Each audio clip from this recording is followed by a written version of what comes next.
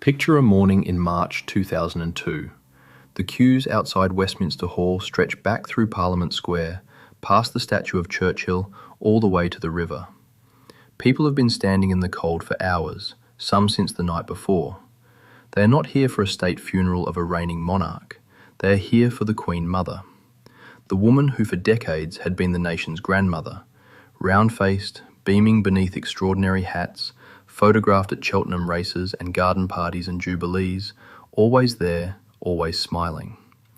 The obituaries will call her the most beloved figure in British history. The television tributes will linger on her wartime spirit, her refusal to leave Buckingham Palace during the Blitz, her famous quip about now being able to look the East End in the eye. All of it true, all of it comforting. Now hold that image, hold it for a moment, and then ask yourself a question that the world of official biography has never wanted to answer. What if the same woman who charmed the nation also quietly shaped its monarchy into something colder, more rigid, and more vulnerable to crisis than it needed to be? What if the beloved grandmother was also, for half a century, the most influential person never to sit on the throne? And what if the cost of that influence, measured not in pounds but in human lives, has never been properly counted? My name is Arthur Blackwood, and this is the Royal Archivist. What you have been told about the Queen Mother is not false, it is incomplete, and sometimes what is left out matters more than what is included. Let us begin at the beginning, not her birth in 1900, but the moment that made her. The abdication crisis of 1936. Her husband Bertie, the Duke of York, had never expected to be king. He was shy, stammering, haunted by the shadow of his elder brother David, Edward VIII, whose reign lasted barely 11 months before he threw it away for the woman he loved. Wallace Simpson, twice divorced, American, and utterly unacceptable to the Church of England, the Commonwealth, and the court. Bertie became George VI, and Elizabeth Bowes-Lyon, the Duchess of York, became Queen Consort of the United Kingdom. She never forgave Edward. Her supporters would say she never forgave what he had done to her husband, forcing a man who desired nothing but a quiet family life onto a throne that would destroy his health. But there is another reading, one that emerges from private letters and diaries of the period, referenced in the authorized biography by William Shawcross and the more candid memoirs of courtiers like Sir John Wheeler Bennet. That reading suggests she was furious, not just for Bertie's sake, but for what the crisis had revealed. That the monarchy was fragile, that the institution could be shaken by the passions of one man, and that from that moment on, she would be its most vigilant guardian. Consider what she did during the war. The Buckingham Palace bombing in September 1940, a direct hit on the chapel, the King and Queen narrowly escaping death. She famously said she was glad the palace had been bombed, because now she could look the East End in the eye. That line, repeated endlessly, cemented her image as the people's queen. But look closer. The palace's response to the Blitz was not just a matter of public spirit. It was a calculated performance of resilience, designed to shore up morale and, critically, to prove that the monarchy was worth preserving. She understood, perhaps better than her husband, that the crown's survival depended on being seen to share the nation's suffering. She pushed for the king to remain in London. She insisted on visiting bomb sites in person, often wearing clothes that were deliberately practical, not grand. Every detail was managed. Every photograph was approved. The Queen Mother, even before she was the Queen Mother, was already the institution's most sophisticated public relations strategist. Fast forward to the morning of February 6, 1952. The valet finds George VI dead in his bed at Sandringham. The king is only 56. Princess Elizabeth, 25 years old, is in Kenya, staying at Treetops, the game lodge where, as the saying went, she climbed up a tree a princess and came down a queen. The news reaches her by the afternoon. She returns to London as queen, and her mother, the woman who had been queen consort for 15 years, becomes the Queen Mother, a title specially created to distinguish her from the new queen. On the surface, the transition seems natural. She moves out of Buckingham Palace into Clarence House, across the Mall. She loses her constitutional role. She loses her husband. She loses the public platform that had placed her at the centre of national life. On the surface, everything points to withdrawal, but real power does not sit on a throne. Real power sits in the breakfast room of a townhouse, in the off-the-record conversation with a private secretary, in the lunch with a lady-in-waiting who will mention it over tea to another lady-in-waiting who will mention it to the Queen at Balmoral. The Queen Mother did not need a title. She had something far more durable, the unconditional trust of her daughter. And that trust, built over a lifetime of closeness, was the foundation of a parallel court. Let us pause on that phrase, a parallel court. It is not a term the palace ever used. It is not a term you will find in the official histories. But it is the term that the most candid of royal commentators, from the diarist James Pope Hennessy to the historian Ben Pimlott to the journalist Sarah Bradford, have reached for when trying to describe what happened between 1952 and 2002. The Queen Mother retained her own staff, private secretaries, ladies-in-waiting, equerries. Many of them had worked with her for years before the accession. They knew her mind. They were loyal to her. And they continued to circulate in the same social and professional circles as their counterparts at Buckingham Palace. The result was a web of influence that operated without formal meetings, without minutes, without any record at all. Picture, if you will, a Wednesday afternoon in the late 1950s. The Queen Mother is at Royal Lodge, her weekend home in Windsor Great Park. She receives a visit from one of the Queen's senior courtiers, perhaps the Lord Chamberlain, the King's private secretary who had served her husband and now served her daughter. They have known each other for 20 years. The conversation is casual. It touches on the weather, the gardens, the health of the corgis. And then, almost as an aside, she mentions her view on a certain matter, perhaps the appointment of a new Archbishop of Canterbury, perhaps the tone of a forthcoming royal tour, perhaps the advisability of allowing Princess Margaret to marry a divorced man. No instruction is given, no pressure is applied, but the courtier leaves Royal Lodge with a very clear sense of where the Queen Mother stands. By evening, that view has been relayed, indirectly, to 2 or 3 other key figures. By the time the matter is formally discussed, it is already decided. This is how power works in a system that has no official space for it. It is the quiet, unremovable weight of being the one person whose opinion cannot be dismissed. Nowhere was that weight more devastatingly felt than in the case of Princess Margaret. Margaret was 21 when her father died. She was beautiful, brilliant, witty, described by those who knew her as more naturally charismatic than her sister, and she was deeply in love with Group Captain Peter Townsend, a decorated Battle of Britain hero, a former equerry to the king, a gentleman of genuine decency. He was also divorced.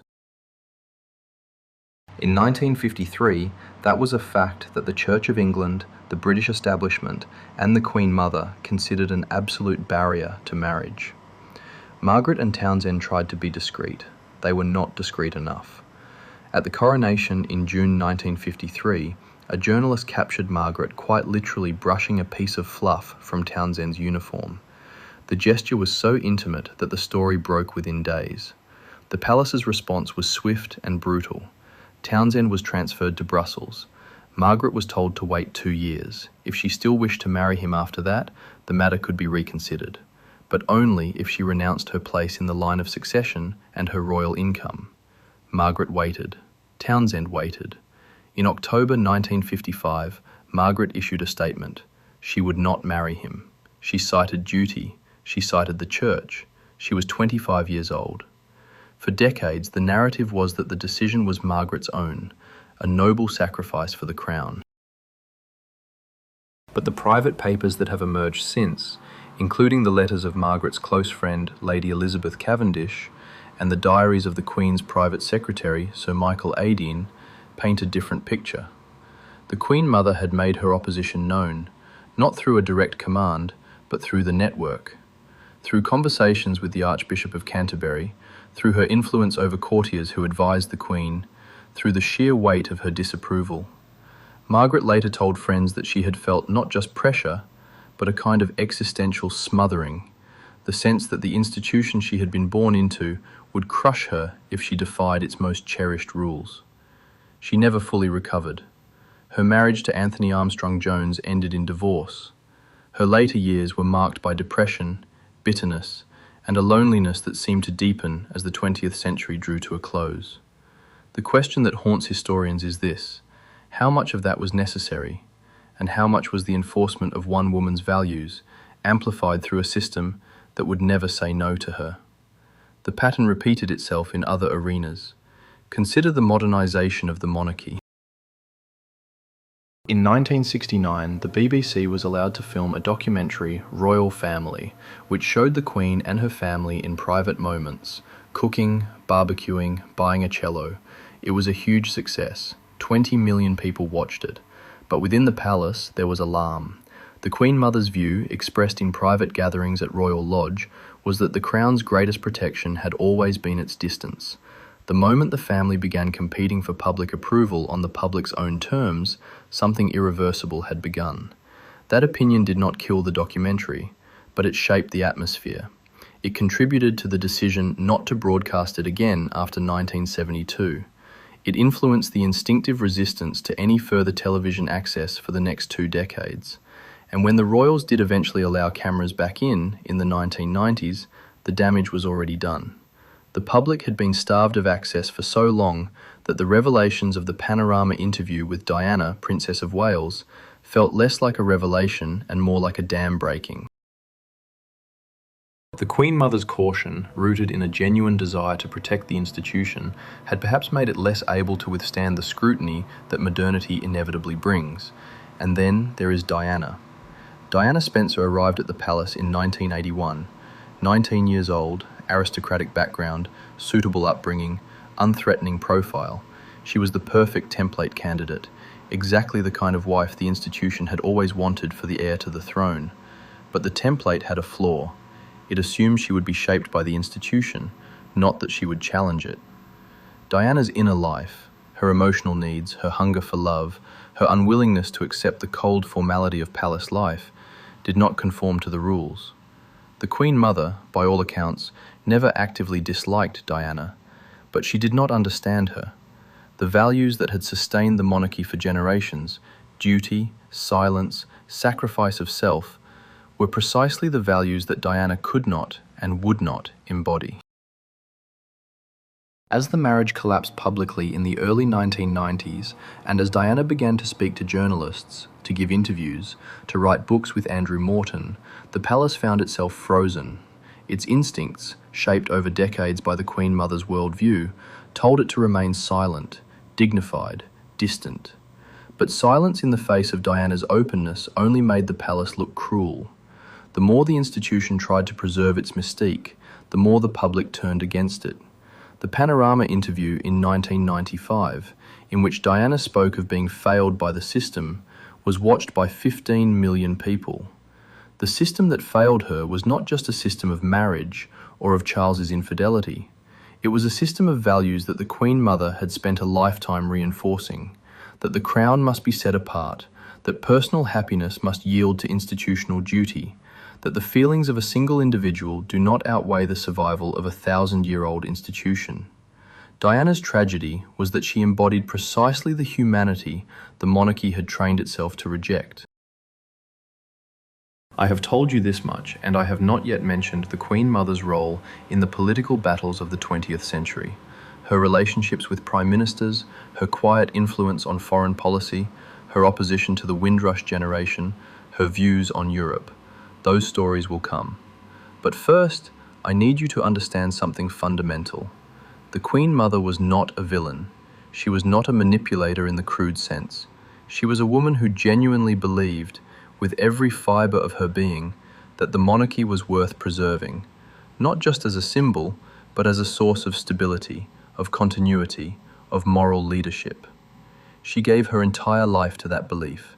She sacrificed her own husband's health, her own daughter's freedom, her own grandchildren's happiness. She gave everything the institution asked of her. The tragedy is that the institution asked too much, and that the people who paid the highest price, Margaret, Charles, Diana, even the Queen herself, were the ones who loved it too. Before we go any further, I want to ask you to do something.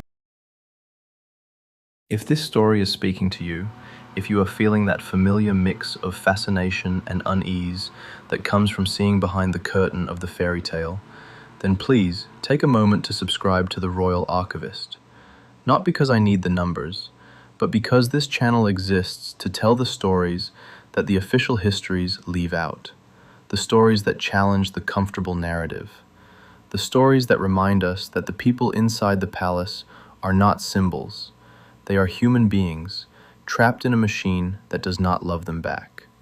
Subscribe, and you will not miss the next chapter, because the next chapter, I promise you, is even darker.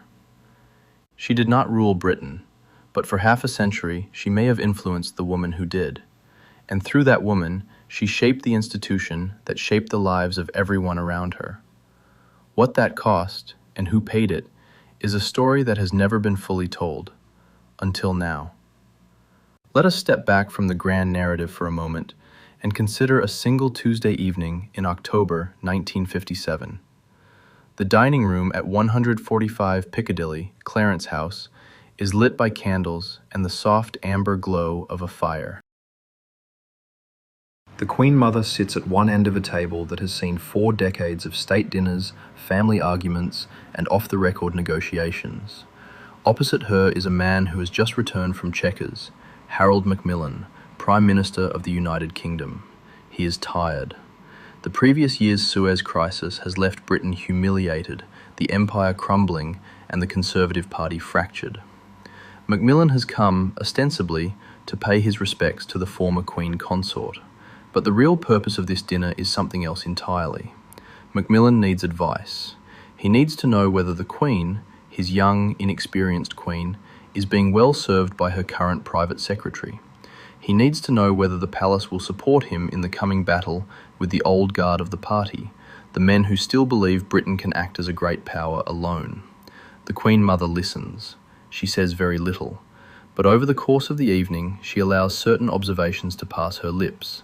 That Sir Michael Adine, the Queen's private secretary, is a man of impeccable discretion, but perhaps too cautious for the times that lie ahead. That the palace has always been wary of men who confuse personal ambition with national interest. That the Crown, properly understood, stands above party, but that does not mean it stands apart from the preservation of a stable government. Macmillan leaves Clarence House with a clearer sense of the terrain. He will later write in his diary, with characteristic understatement, that the Queen Mother possesses a grasp of political realities which would surprise those who see only the hats and the smiles. That dinner was never minuted, no official record exists, but it is referenced obliquely in the private papers of Macmillan's biographer, Alistair Horne, and in the recollections of the Queen Mother's private secretary, Sir Martin Gilliat. It illustrates something essential about the nature of her power in the political realm. She could not appoint a prime minister, she could not veto legislation, she could not declare war, but she could shape the atmosphere in which those decisions were made. She could express a preference, and that preference, because it came from a woman who had spent 20 years at the absolute centre of national life, carried an extraordinary weight. Consider her relationship with Winston Churchill. Churchill had been Prime Minister during the war when she was Queen Consort. He had admired her courage during the Blitz. She, in turn, had trusted him as a leader in a way she never trusted his successors.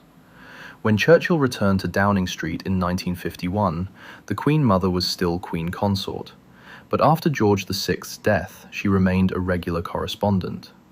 Churchill's private secretary, Sir John Colville, noted in his diaries that the Queen Mother often wrote to Churchill with observations about the state of the nation, about the importance of maintaining Britain's standing in the world, about the dangers of socialism. Churchill valued her letters. He called them a comfort and a tonic. But more than comfort, they gave him insight into the mind of the palace. He knew that if he had the Queen Mother on side, the path with the new young Queen would be smoother. Now contrast that with Anthony Eden, the man who succeeded Churchill in 1955. Eden had been Churchill's heir apparent, but he lacked the old lion's instinctive rapport with the royal family. The the Queen Mother never warmed to him. She found him vain, indecisive, and too eager to please the Americans. When the Suez Crisis erupted in 1956 and Eden's health collapsed under the strain, the Queen Mother's view, expressed to trusted courtiers, was that Eden had to go. She did not campaign for his removal, but her opinion, filtering through the network, contributed to the atmosphere in which the palace quietly withdrew its support. Eden resigned in January 1957. Macmillan, the man who dined at Clarence House, took over. Macmillan himself had a more complex relationship with the Queen Mother. He admired her intelligence but was wary of her conservatism. In his memoirs, he recalled a conversation at Balmoral in which she expressed dismay at the pace of decolonization. She told me, Macmillan wrote, that we were giving up the empire too quickly, that the Africans were not ready, that we had a duty to stay. Macmillan, who had just delivered his famous Wind of Change speech in Cape Town, calling for self-government in Africa, found himself in an awkward position. He could not openly disagree with the Queen Mother, but he also could not change policy to suit her instincts. The result was a careful dance. Macmillan would explain his reasoning, she would listen, and then she would signal her dissatisfaction to the Queen, who would then mention it, gently, in her weekly audience with the Prime Minister. The system was not designed to block Macmillan's reforms, it was designed to make him feel the weight of institutional resistance, and it worked. Macmillan later confessed to his private secretary that dealing with the palace, and with the Queen Mother in particular, was like swimming through treacle. Let us move to a different decade, a different Prime Minister. Harold Wilson, Labour's leader from 1964 to 70, and again in the mid-70s.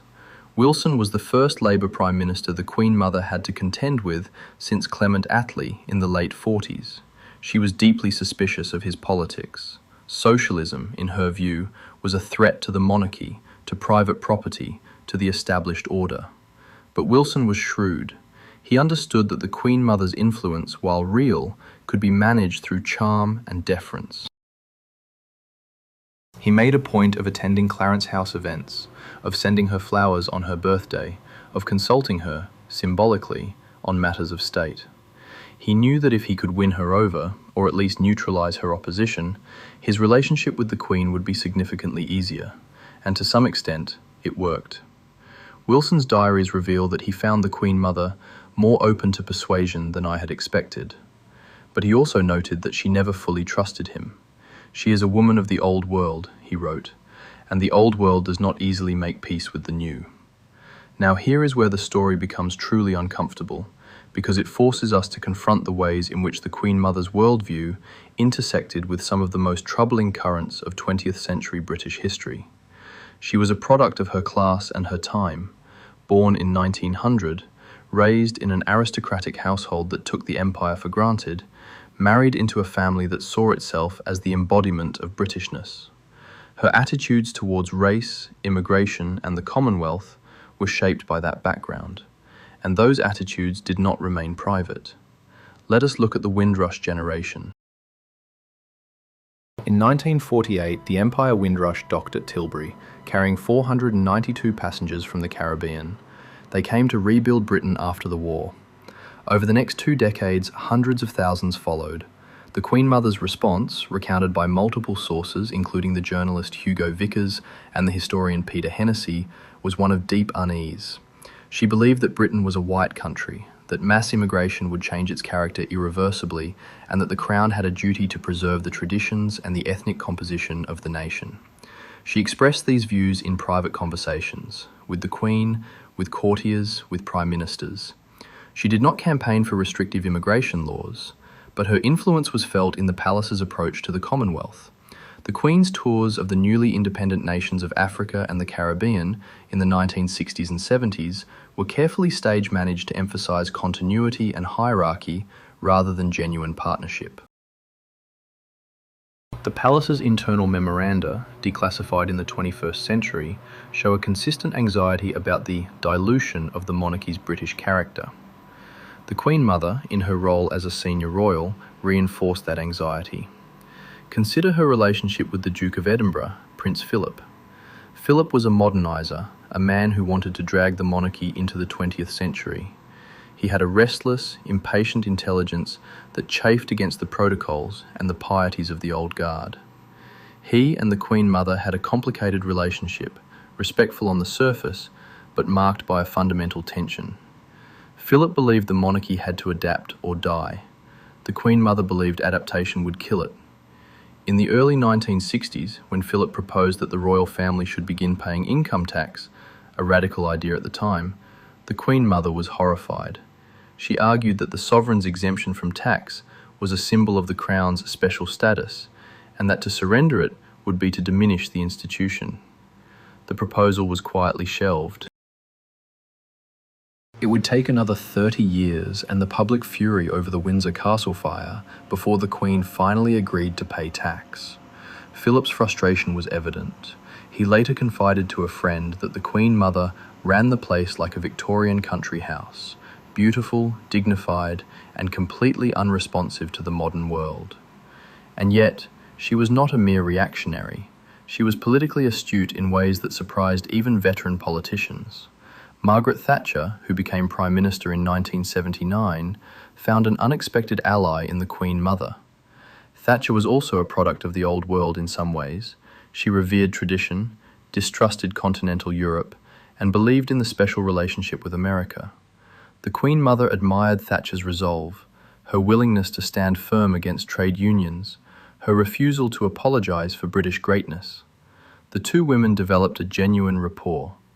Thatcher's biographer Charles Moore notes that the Queen Mother would often invite Thatcher to Clarence House for private lunches, away from the cameras, where they would discuss politics with a frankness that was impossible in the formal audiences at Buckingham Palace. Thatcher, in turn, valued the Queen Mother's insights into the palace's inner workings.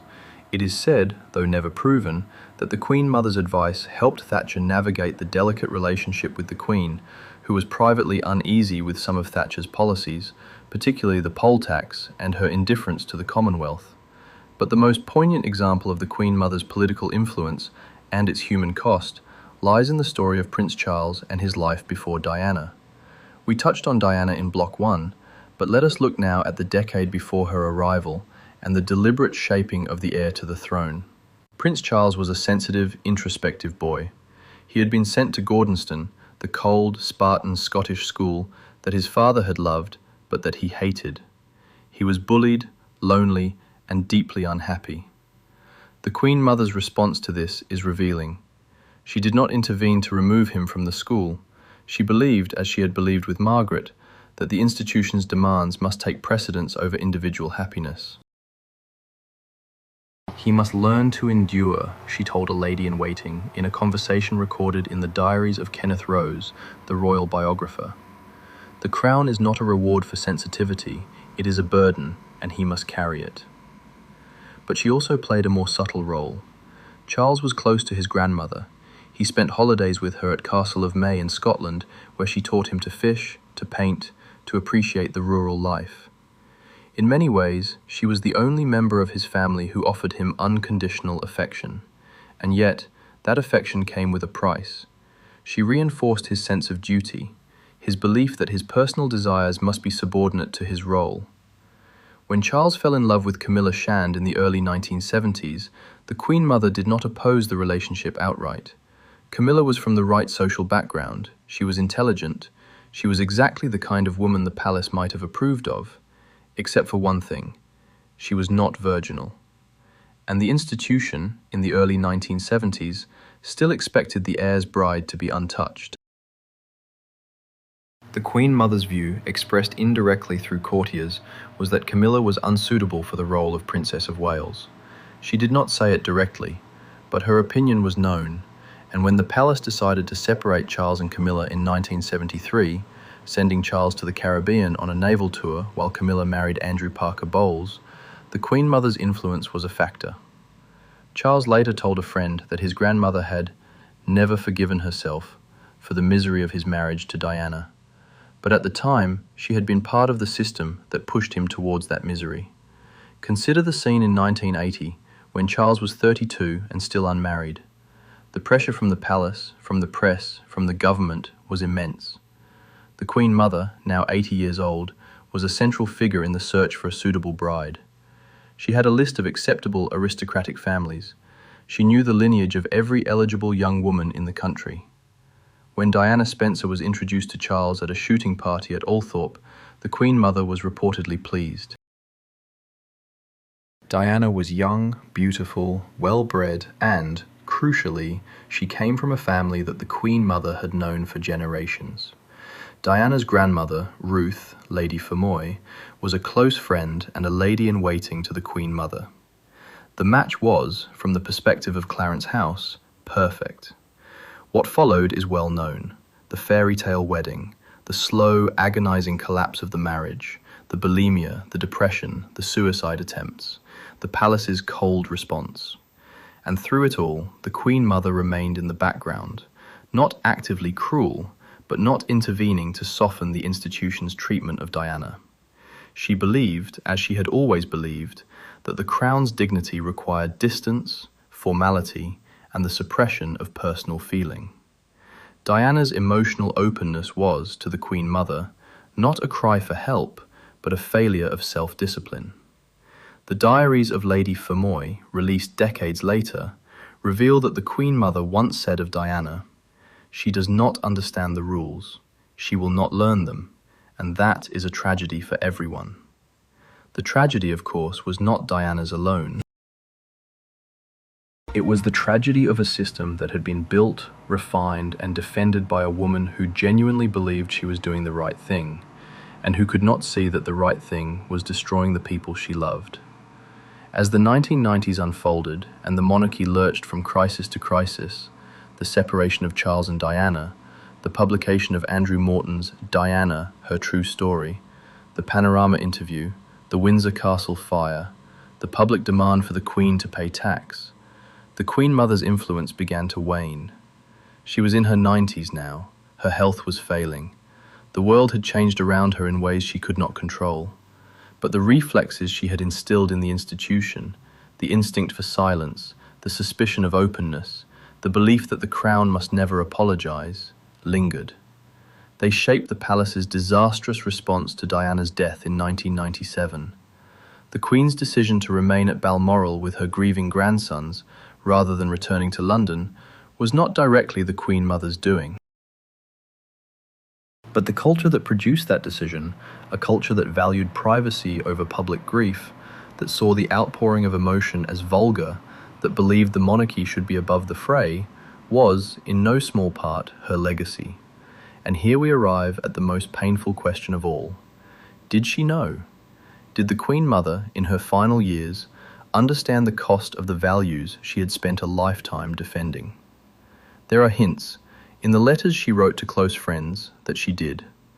In a letter to Princess Margaret, dated 1996, and quoted in the biography The Queen Mother, the Reluctant Queen, by the historian William Shawcross, she wrote, "I sometimes wonder if we have not held on too tightly.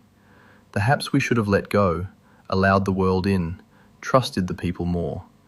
But I do not know how to be anything else. This is what I was taught. This is what I believe." The letter is poignant because it reveals a woman who had the courage to question her own legacy, but only in private, and only at the end, when it was too late to undo the damage. The Queen Mother died on March 30th, 2002, at the age of 101. The queues for her lying in state stretched for miles. The nation mourned. The obituaries praised her warmth, her humour, her dedication to the crown. And they were right to do so. She was, in many ways, the last of the great Victorian royals, a woman who embodied the values of duty, resilience, and service that had sustained the monarchy through 2 world wars and the loss of an empire. But the archives tell a different story. The private letters, the diaries of courtiers, the declassified cabinet papers, the memoirs of prime ministers, they reveal a woman who wielded power without accountability, who shaped outcomes without ever appearing to do so, who put the institution above the individuals who served it, and who left behind a legacy that is both magnificent and deeply troubling. She did not rule Britain, But for 50 years she helped rule the woman who did, and through that woman she helped shape the monarchy that we see today. Still intact, still respected, but carrying the scars of a century of resistance to change. The question she leaves us with is not whether the monarchy survived, but whether it survived at the cost of being able to evolve. And whether the next generation, William, Catherine, the children, will finally be free of the weight she left behind. Before we move on to the next chapter, consider this. Every letter she wrote, every dinner she hosted, every off-the-record conversation she had, was an investment in a certain vision of the crown. That vision preserved the institution, but it also exacted a price, paid by Margaret, by Charles, by Diana, by the Queen herself. And the accounting of that price is still being done. What happened when the most powerful woman in the monarchy was no longer the Queen, but the Queen's mother? The answer, as we have seen, is that she became the institution's shadow, invisible, unaccountable, and unforgettable. And the shadow, as we will see in the next part of this story, lengthened into places the royal family has never fully acknowledged. In January 1965, a car arrived at the gates of Frogmore House in Windsor Home Park. Inside sat a man who had once been King of the United Kingdom and Emperor of India. Edward, Duke of Windsor, formerly King Edward VIII, had returned to England briefly for the funeral of his older brother, the Duke of Gloucester. It was a rare visit. He had been living in exile in Paris since his abdication in 1936, visiting Britain only for family funerals and the occasional covert negotiation over his financial settlement. The Queen Mother, his sister-in-law, had not spoken to him in nearly 30 years. She had not forgiven him for the abdication, for what she saw as his selfishness, his weakness, his abandonment of duty at the moment the nation needed stability most. Edward waited at Frogmore. He hoped, perhaps, that time had softened the edges of her resentment. It had not. The Queen Mother refused to see him. She refused to attend the funeral. She remained at Royal Lodge, and when asked by a courtier whether she wished to send a message, she replied with ice in her voice, "I have nothing to say to the man who killed my husband." That phrase, "the man who killed my husband," reveals something essential about the Queen Mother's psychology. She genuinely believed that the stress of the abdication, the unexpected burden of kingship, and the relentless pressure of the war had destroyed George VI's health.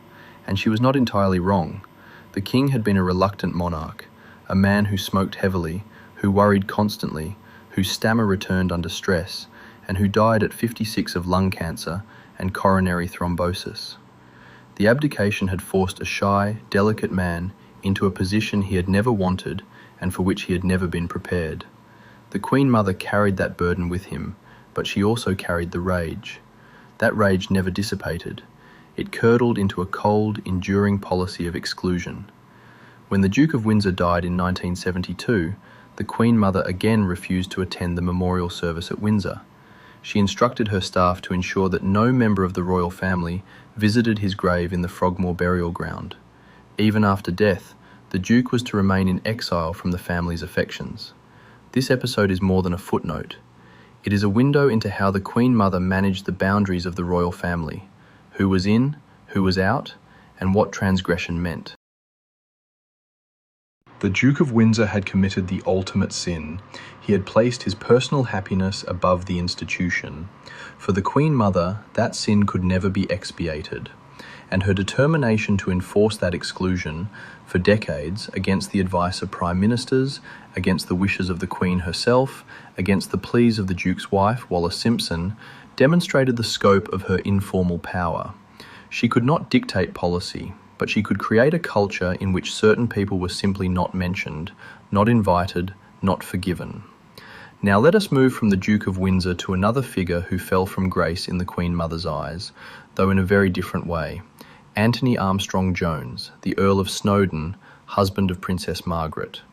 We have already touched on the story of Margaret and Townsend, but the marriage that followed, the marriage to Snowdon, was itself shaped by the Queen Mother's influence in ways that are often overlooked. Margaret married Snowdon, a photographer, in 1960. It was the first time a senior royal had married a commoner in over 400 years. On the surface, it seems like a modernizing gesture, a sign that the monarchy could embrace the creative, bohemian world. But the Queen Mother never fully trusted Snowdon. She saw him as an outsider, a man who did not understand the rules, a man who might embarrass the family with his irreverent wit and his sharp tongue. She was not wrong. Snowdon was brilliant, restless, and deeply unhappy in the confines of royal life. He later said that marrying into the royal family was like being put in a goldfish bowl with the lid screwed on. The Queen Mother's response to Snowdon's unhappiness was not sympathy but vigilance. She watched him. She instructed her staff to keep an eye on his behavior, his friendships, his movements. She believed that anyone who married into the family must be tested, shaped, controlled. When Snowdon began an affair with Camilla Fry in the late 1960s, and when Margaret began her own affair with Roddy Llewellyn, the Queen Mother did not intervene to save the marriage. She did not intervene to help Margaret. Instead, she focused on managing the public image. She ensured that the press was kept at bay for as long as possible, that the divorce in 1978 was handled with maximum discretion, that the institution's dignity was preserved. But she did not ask herself whether her daughter was happy. She asked only whether the crown was safe. This brings us to a broader pattern, the Queen Mother's relationship with her grandchildren. We have already discussed her influence on Charles, but let us now consider how she treated the others, Anne, Andrew, and Edward, and what that reveals about her priorities. Anne, the Princess Royal, was a child of immense determination. She was tough, independent, and refused to be cowed by palace protocol. The Queen Mother respected that, but she also worried about it. Anne was not pretty in the conventional sense, or rather, she did not perform prettiness the way the institution required. She rode horses, she swore, she refused to smile for the cameras. The Queen Mother, in letters to a lady-in-waiting that have since been published, expressed concern that Anne's bluntness would alienate the public. She pushed for Anne to be more demure, more feminine, more accommodating. Anne ignored her. The Queen Mother never fully understood her granddaughter, and Anne never fully understood her grandmother, but there was a grudging respect between them. Anne later said in a rare interview that her grandmother was the most formidable person I have ever known, and also the most elusive. Andrew, the Duke of York, was the Queen Mother's favourite grandson. He was handsome, charming, and, crucially, he had served as a helicopter pilot in the Falklands War, which the Queen Mother saw as the embodiment of everything good about the British aristocracy. She adored him, she indulged him, she defended him during his troubled marriage to Sarah Ferguson, and she was deeply distressed by the scandals that engulfed him in the 1990s. But here again, her influence was not benign. By shielding Andrew from criticism, by reinforcing his sense of entitlement, she may have contributed to the very behaviour that later damaged the monarchy.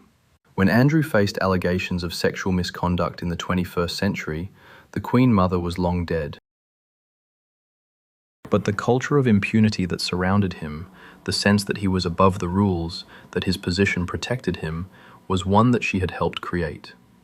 Edward, the Earl of Wessex, was the youngest and perhaps the most sensitive of the Queen Mother's grandchildren. He struggled with the pressure of royal life, with the constant comparison to his siblings, with the weight of expectation. The Queen Mother showed him kindness. She invited him to Castle of May.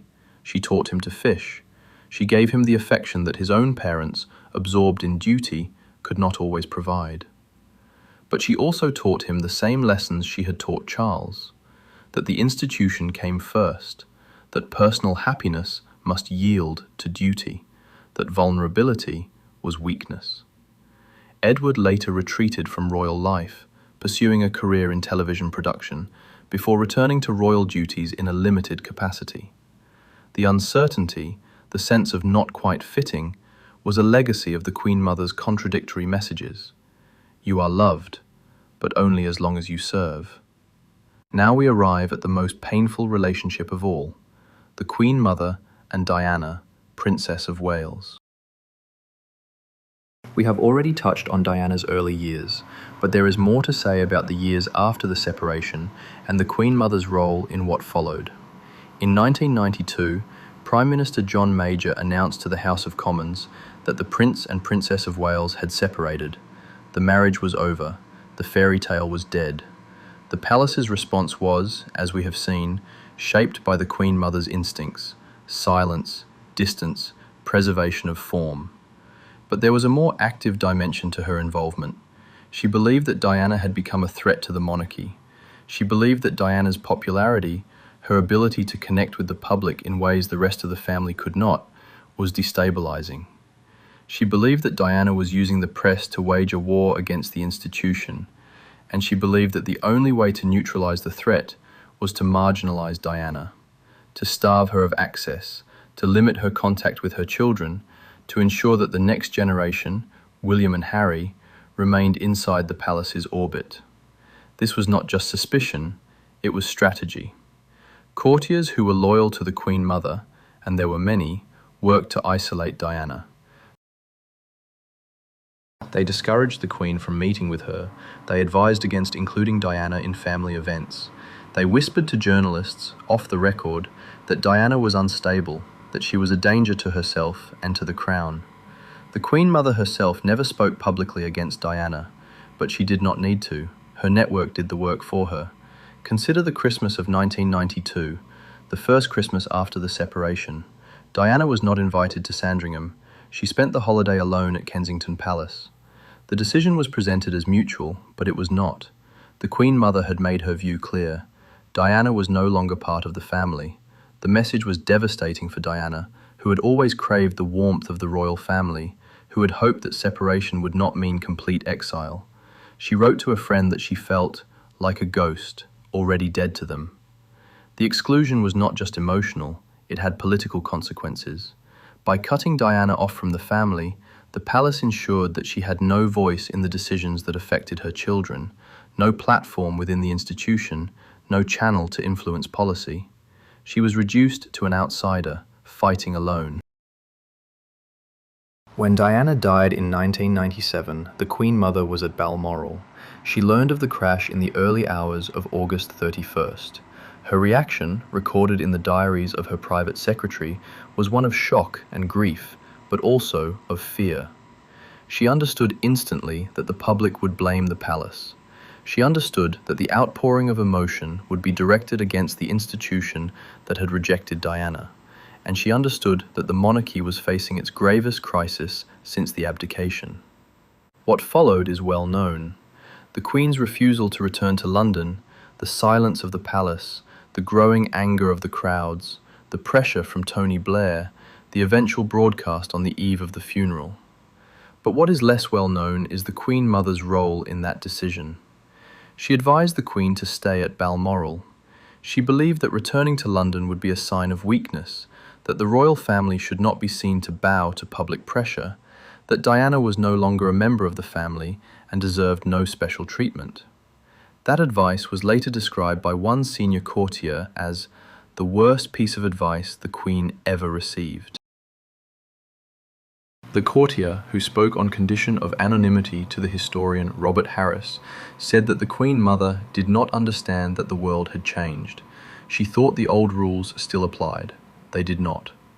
The public backlash was so intense, so unprecedented, that the Queen ultimately overruled her mother. She returned to London. She broadcast her famous tribute to Diana. She was an exceptional and gifted human being. In good times and bad, she never lost her capacity to smile and laugh, nor to inspire others with her warmth and kindness. The broadcast helped to calm the situation, but the damage was done. The monarchy's reputation had been severely wounded, and the Queen Mother's role in that wound, her advice to stay away, her refusal to acknowledge the depth of public feeling, was a stark example of how her instincts, once so effective, had become a liability. In the years that followed, the Queen Mother's health declined. She withdrew from public life. She rarely appeared at official events, but her influence lingered. The courtiers who had served her remained in key positions. The culture she had created, of secrecy, of distance, of resistance to change, persisted. When the Queen finally agreed to pay income tax in 1992, it was a grudging concession, not a genuine reform. When the Freedom of Information Act was passed in 2000, the palace fought to exempt itself. When the monarchy's finances were reviewed, the palace resisted transparency. In every case, the shadow of the Queen Mother could be felt. Let us pause for a moment and consider the structure of influence she built. It was not a formal institution. It had no constitution, no budget, no mandate. It consisted of relationships with her ladies-in-waiting, with her private secretaries, with the senior courtiers who had come to trust her judgment over decades. These relationships were the channels through which her values flowed into the bloodstream of the monarchy. Her senior lady-in-waiting, Lady Ruth Fermoy, was her closest confidant for over 50 years. Lady Fermoy was also Diana Spencer's grandmother. She was the bridge between the Queen Mother's world and Diana's upbringing. She passed on the Queen Mother's views to Diana's parents, to Diana herself. She reinforced the message that the institution was all-important, that personal feelings were secondary, that the role must be performed without complaint. When Diana struggled, Lady Fermoy did not defend her. She reported back to the Queen Mother. Her private secretary, Sir Martin Gilliat, served her from 1956 until his death in 1993. Gilliat was a retired army officer, discreet, loyal, and utterly devoted. He managed her diary, her correspondence, her relationships with the palace. He was the gatekeeper. He decided who saw her, what she heard, what she knew. He was, in effect, the filter through which the world reached her, and through which her influence reached the world. And then there were the equerries, the ladies-in-waiting, the assistant private secretaries, the entire apparatus of her household. These were not just servants, they were emissaries. They carried her voice to Buckingham Palace, to government departments, to the press. They spread her opinions without attribution, so that the opinions seemed to come from the ether, from the collective wisdom of the institution itself. The result was a system that could produce outcomes without ever leaving fingerprints. When Prince Charles was steered away from Camilla in 1973, it was not the Queen Mother who gave the order. It was the combined weight of opinions expressed by her network over lunch, over tea, over dinner. When Princess Margaret was persuaded to abandon Peter Townsend, it was not a direct command. It was the silent architecture of disapproval, reinforced by every courtier who mattered. When Diana was excluded from Sandringham, it was not a formal decision. It was the natural consequence of a culture that had been shaped for 40 years by a woman who believed that exile was the appropriate response to anyone who threatened the institution. Now, let us look forward to the 2001, the year before the Queen Mother's death. She was now 100 years old. She had outlived her husband by nearly 50 years. She had outlived most of her friends. She had outlived the world she had been born into, the world of empire, of deference, of certainty. She sat in her drawing room at Clarence House, surrounded by photographs of the past. Her husband, her daughter, her grandchildren, her great-grandchildren. She was frail. She could no longer walk without assistance, but her mind remained sharp and her will remained unbroken. In the summer of 2001, she received a visitor, the Archbishop of Canterbury, George Carey. He had come to discuss the Jubilee celebrations planned for the following year, the Golden Jubilee of the Queen's accession. The conversation turned, inevitably, to the future of the monarchy, to the challenges it faced, to the need for reform. The Queen Mother listened. Then she said something that the Archbishop later recounted in his memoirs. They will not change it. They cannot. The crown is older than the government. It is older than the church. It has survived because it does not change. And it will survive because it does not change. It was a statement of faith. It was also a warning. She was telling the Archbishop, and through him, the establishment, that she had not surrendered her convictions. That even in the final months of her life, she believed the old ways were the only ways. That the reforms being discussed, the opening of royal accounts, the modernization of the civil list, the loosening of protocol, were, in her view, dangerous compromises that would weaken the crown. The Archbishop left Clarence House troubled. He later wrote, "I realized that I was speaking to a woman who was not just old, but old in a way that had become unreachable. She had spent a century perfecting a certain way of being royal. She could not imagine any other way, and because she could not imagine it, she could not prepare the institution for it." She died 7 months later, in March 2002. The nation mourned. The queues stretched for miles. The tributes were heartfelt. But beneath the surface of the national grief, a more complicated truth was stirring. The institution she had protected so fiercely was about to face its greatest test: the rise of republicanism in Australia, the scandals surrounding Prince Andrew, the haunting legacy of Diana, the existential question of what the monarchy means in the 21st century. And the Queen Mother, for all her love of the crown, had left it ill-equipped for any of it. She had preserved its form but stunted its capacity to adapt.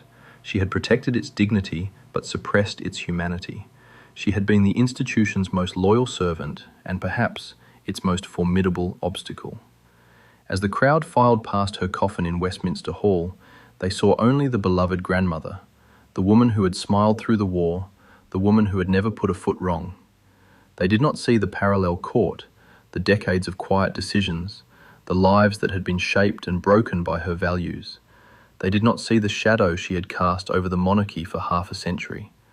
But the shadow did not end with her death. It continued in the habits of the courtiers she had trained, in the instincts of the institution she had moulded, in the choices of the family she had raised. And as the next chapter of the royal story unfolds, the marriage of William and Catherine, the reign of Charles, the coming reign of George, the question remains: how much of what the monarchy is today is a reflection of her, and how long will it take to escape the gravity of her influence? That is a question for the future, but the past is not finished with us yet.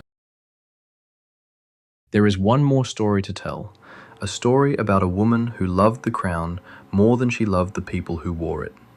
And the cost of that love was not counted in pounds or in policies, but in the quiet grief of those who could not escape its reach. Picture a private dining room at the Dorchester Hotel on Park Lane, London, in the autumn of 1953. The curtains are drawn, the table is set for 4. The guests, when they arrive separately through different entrances, include Lord Beaverbrook, the Canadian-born press baron who owned the Daily Express, and Lord Rothermere, proprietor of the Daily Mail. The host is not a politician, not a government minister, but a woman who had been Queen Consort until less than 2 years earlier. The Queen Mother has invited these men for a conversation that will never appear in any newspaper. According to the recollections of Beaverbrook's private secretary, A.J.P. Taylor, the subject is the Duke of Windsor. The Duke has been in contact with Beaverbrook, hoping to negotiate a more favourable financial settlement from the palace. He has threatened to publish his memoirs, to reveal details of the abdication crisis, to embarrass the royal family. The Queen Mother wants to ensure that never happens. She does not order the press barons to suppress the story. She asks them, as a personal favour, to use their influence to keep the Duke out of the headlines. She reminds them of the war, of the unity the monarchy represented during those dark years, of the damage that further revelations could cause. Both men agree. The Duke's memoirs are delayed for years, and when they finally appear, they are heavily edited, not by the palace, but by the publishers who fear the Queen Mother's reach. This dinner is a single thread in a vast tapestry of media manipulation that the Queen Mother wove over decades. She understood, long before the term spin doctor existed, that public perception was the monarchy's most valuable asset. She also understood that the press could be managed not through coercion but through relationships. And she spent a lifetime cultivating those relationships with an attention to detail that would impress any modern communications strategist. Consider her relationship with the editor of The Times, Sir William Hayley. Hayley was a figure of immense influence in the mid-20th century. The Times was the newspaper of the establishment, read by every cabinet minister, every senior civil servant, every bishop. The Queen Mother met with Hayley regularly, never on official business, always as a social call. She would invite him to Clarence House for tea. She would ask about his family, about his health, about his views on current affairs. And then, almost as an afterthought, She would mention that she had read a certain article about the royal family and found it most interesting. Haley understood the code. A most interesting article was one that the Queen Mother approved of. A rather surprising article was one that she disliked. The next time the palace was mentioned in the Times, the tone would shift, subtly, in the direction she had indicated.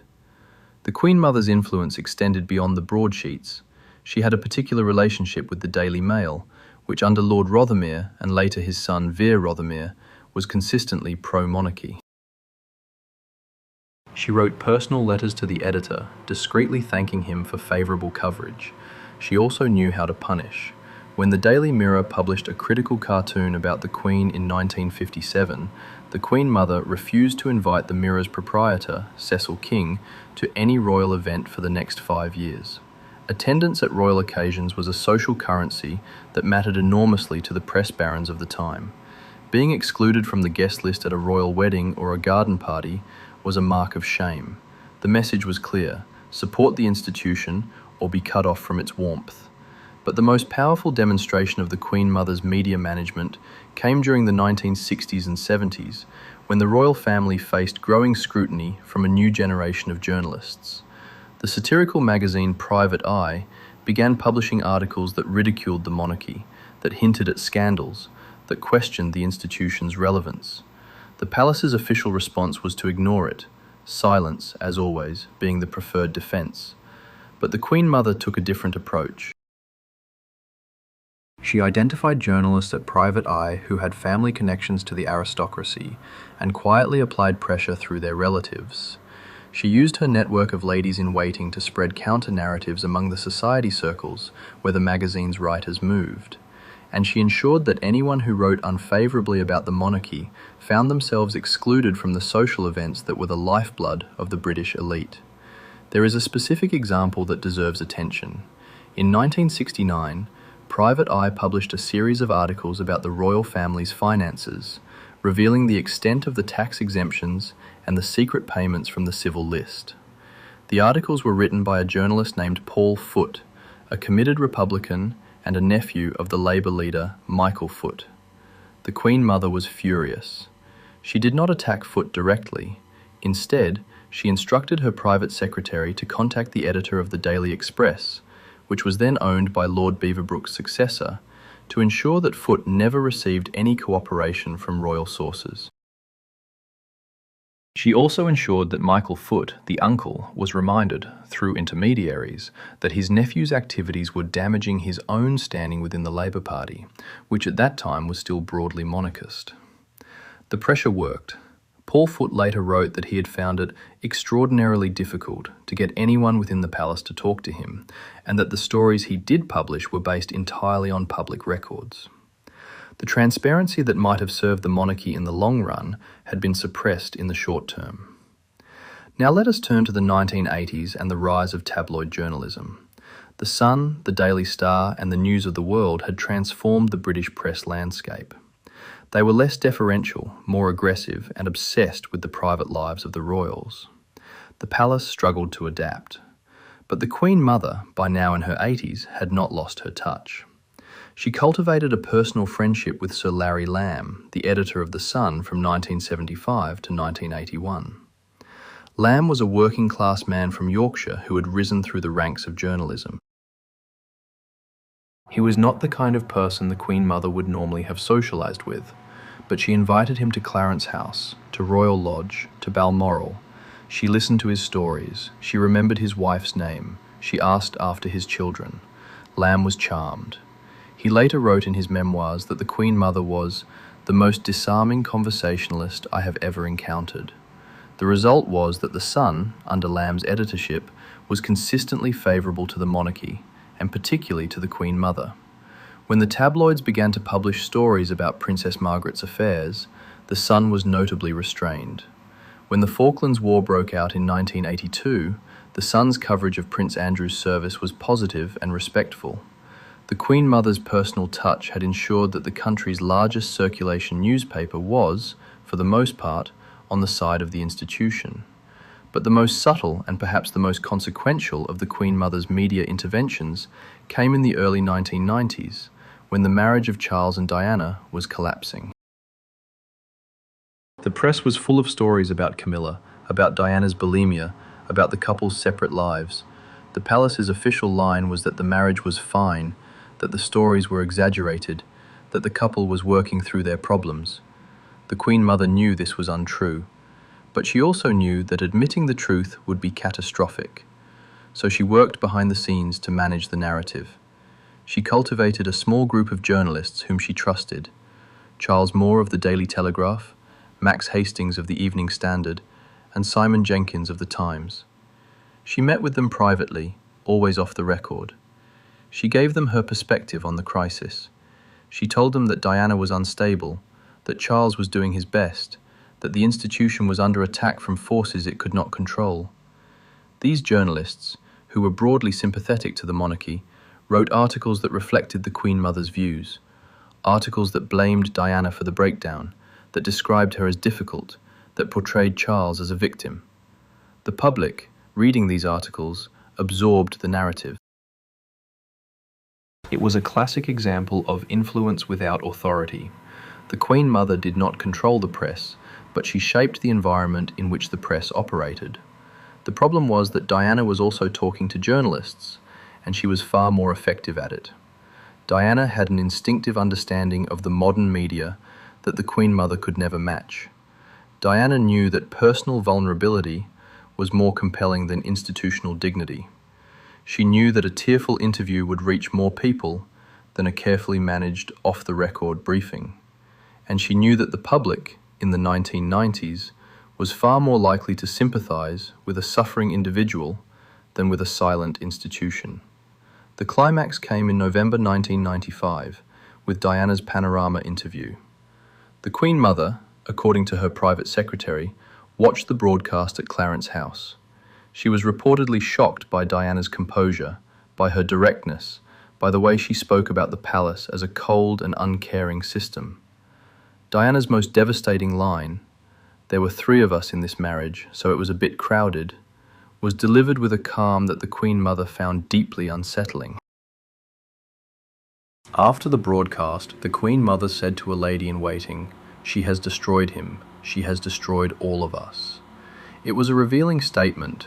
It showed that the Queen Mother saw the interview not as a cry for help, not as an expression of genuine pain, but as an act of war, and she responded accordingly. In the months that followed, the Queen Mother intensified her campaign to marginalize Diana. She advised the Queen to strip Diana of her HRH title. She pushed for Diana to be excluded from the Christmas gathering at Sandringham. She ensured that the palace's official statements about the separation were as cold and dismissive as possible. The goal was to make Diana irrelevant, to reduce her to a footnote in the history of the monarchy. The strategy failed. The more the palace tried to marginalize Diana, the more the public rallied to her side. The Queen Mother's instincts, honed over decades of managing a deferential press, had finally met their match, and then came the death. In the early hours of August 31st, 1997, Diana was killed in a car crash in Paris. The Queen Mother was at Balmoral, asleep. She was woken by her private secretary, who delivered the news in the quiet, restrained manner that the palace had perfected. The Queen Mother's immediate reaction, according to the private secretary's notes, was to ask about William and Harry. Were they safe? Who was with them? She then asked about the press. Had the news broken in Britain? Was the palace prepared for the coverage? The questions were not cold. They were the questions of a woman who had spent 50 years training herself to think first about the institution and only later about the people within it. The events that followed, the refusal to return to London, the silence of the palace, the growing public anger, we have already discussed. But there is one detail that is rarely mentioned. In the days after the funeral, the Queen Mother wrote a private letter to the Queen. The letter has never been published in full, but extracts were reproduced in the biography by William Shawcross. In it, the Queen Mother expressed regret. She wrote that she had perhaps been too rigid in my thinking, that she had underestimated the depth of feeling for Diana, that she should have advised differently. It was the closest she ever came to an apology, not for the way she had treated Diana in life, but for the way the palace had handled the aftermath of her death. The letter is significant because it suggests that the Queen Mother, in her final years, was capable of self-reflection. But it also suggests that the reflection came too late. The legacy of her media management is still with us. The palace today is more open, more transparent than it was in the 20th century. But the instinct to control, to manage, to suppress, that instinct remains. When Prince Harry and Meghan Markle faced hostile coverage in the British press, the palace did not defend them. When the tabloids published stories that were inaccurate or racially charged, the palace remained silent. The reflex that the Queen Mother had spent decades embedding, that the institution must never complain, that dignity requires distance, was still operating. And it was operating against the interests of the very people it was supposed to protect. The lesson is a bleak one. The Queen Mother's approach to the press was brilliantly effective for its time. It preserved the monarchy's mystique for 50 years. But it also created a culture of secrecy and control that made the institution brittle. When the world changed, when the press became more aggressive, when the public demanded transparency, the palace had no other tools to draw on. It could only do what it had always done: stay silent, stay distant, and hope the storm would pass. Sometimes it did, sometimes it didn't. And when it didn't, the damage was far greater than it needed to be. There is a final image I want to leave you with in this chapter. It is 1999, 3 years before the Queen Mother's death. She is sitting in her drawing room at Clarence House, watching the television coverage of the wedding of Prince Edward and Sophie Rhys-Jones. The coverage is extensive, respectful, positive, but the Queen Mother is not smiling. She turns to her lady-in-waiting and says, "They will never forgive us, you know. The press. They will never forgive us for her." She did not need to say Diana's name. They both knew who she meant.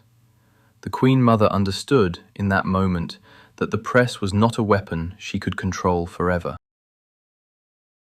It was a force that would eventually turn on the institution she had devoted her life to protecting, and she understood that her own methods, the off-the-record briefings, the personal friendships, the social exclusion of critics, had contributed to that turning. The press that had once been her ally was now the institution's most dangerous adversary, and there was nothing she could do to stop it. Imagine a Sunday morning in early autumn, 1960.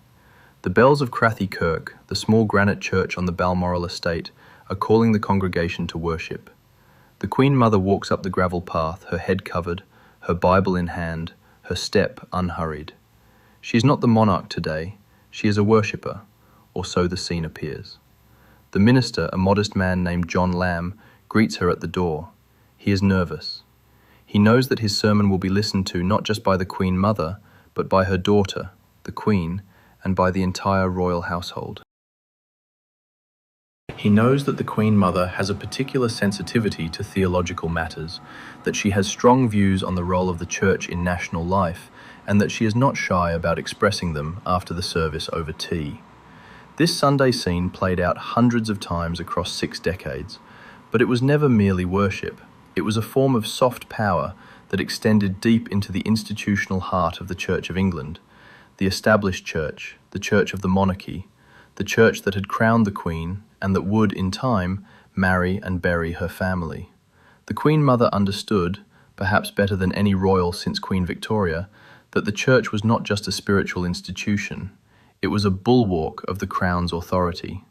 It was the moral framework that justified the monarchy's existence, and it could be shaped, steered, and influenced through the same quiet methods she applied everywhere else. Let us start at the beginning of her relationship with the Church.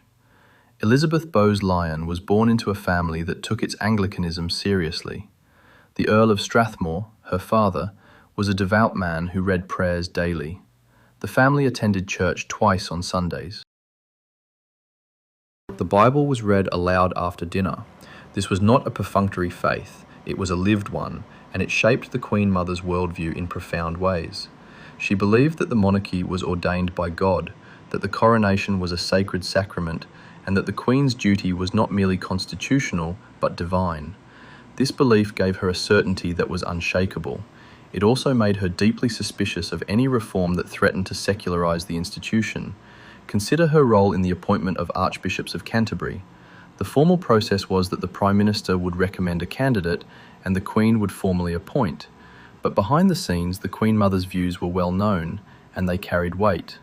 When Geoffrey Fisher retired as Archbishop in 1961, the Queen Mother made known her preference for Michael Ramsay, the Archbishop of York, a man of deep traditional faith and intellectual rigour. She had met Ramsay at a conference at Lambeth Palace and had been impressed by his seriousness. She told the Queen, in a letter that was later cited in Ramsay's biography, that Ramsay was a man who understands the sacred nature of the crown. Ramsay was appointed. He went on to be one of the most significant archbishops of the 20th century, but his reign was marked by a tension between his traditional theology and his progressive social views, a tension that the Queen Mother never fully resolved in her own mind. When Ramsay retired in 1974, the Queen Mother again played a quiet role. This time, her preferred candidate was Donald Coggan, the Archbishop of York. Coggan was an evangelical, a man of simple faith and direct preaching.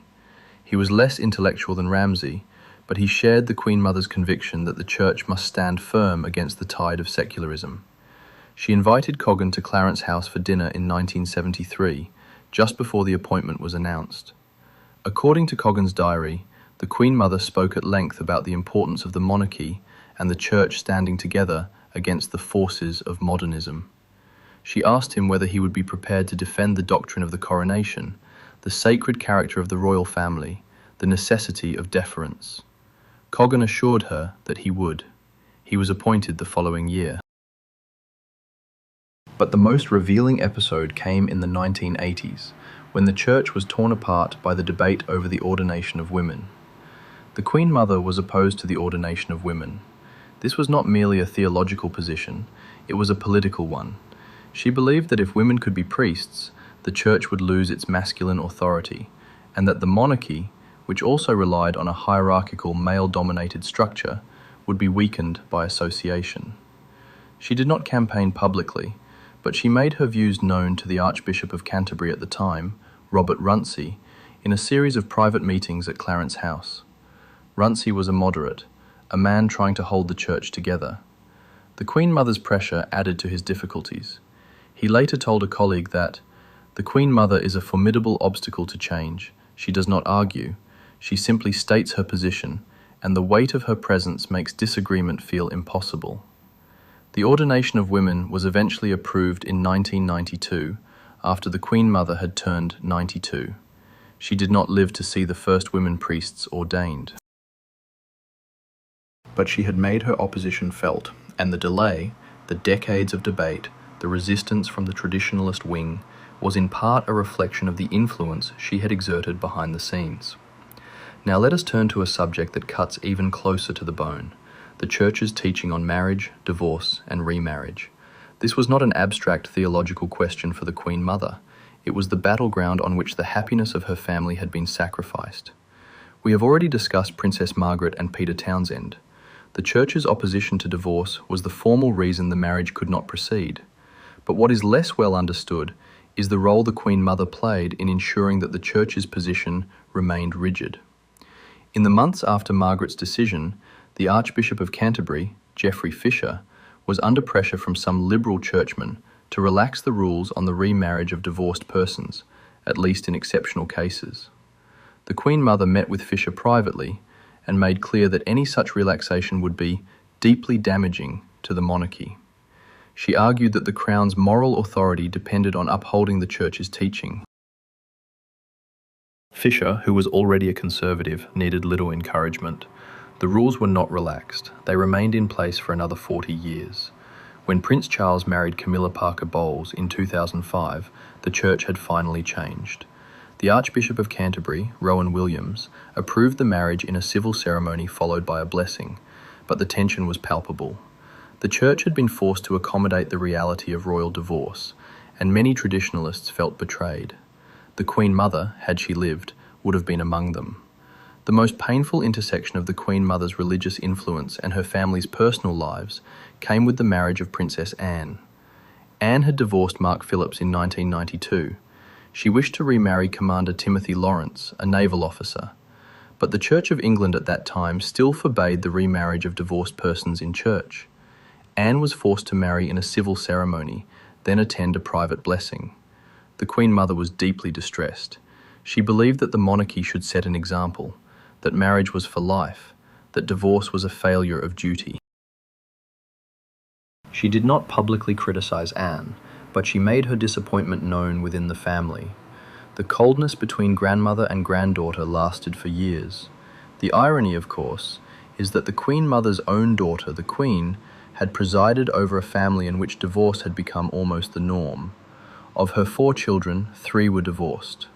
The Queen Mother's values, her insistence on the indissolubility of marriage, had been defeated by the reality of human frailty. But she never admitted defeat. She continued to attend church, to pray, to believe that the institution she had served would survive the moral collapse she saw around her. There is a specific moment that captures this tension. It is Christmas morning, 1992, at Sandringham. The family is gathered for the service at St. Mary Magdalene Church. It is the first Christmas after the separation of Charles and Diana, and the first Christmas after Anne's divorce. The atmosphere is heavy. The Queen Mother, now 92, walks slowly up the aisle on the arm of an equerry. She takes her place in the royal pew. The service proceeds. But when the time comes for the congregation to exchange the sign of peace, the Queen Mother does not turn to her family. She stares straight ahead, her face immobile. The sign of peace, a gesture of reconciliation and forgiveness, was too much for her. She could not pretend that everything was well when everything was not. The service ended. The family returned to Sandringham House for lunch. The Queen Mother said little, but her silence was louder than any sermon. Let us move now to the final years of her life and her relationship with the church in the 2001. She was 100 years old. She could no longer attend church regularly, but she insisted on receiving communion at Clarence House every Sunday.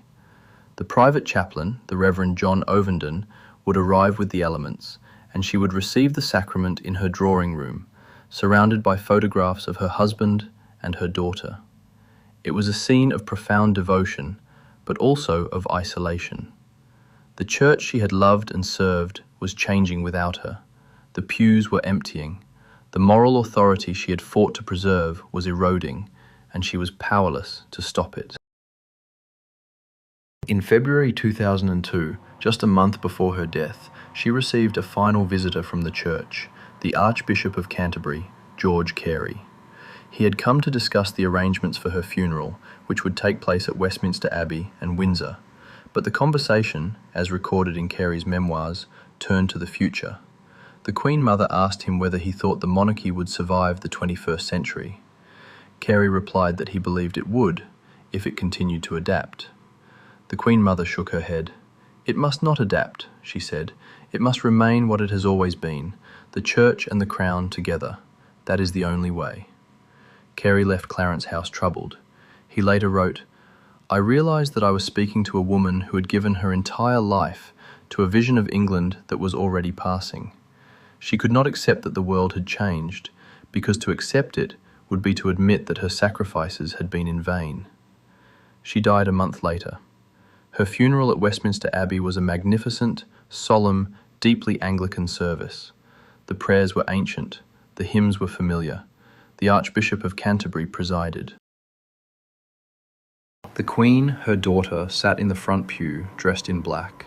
The nation watched on television, and in that moment it seemed as if the world the Queen Mother had fought for, a world of faith, of deference, of tradition, had been vindicated.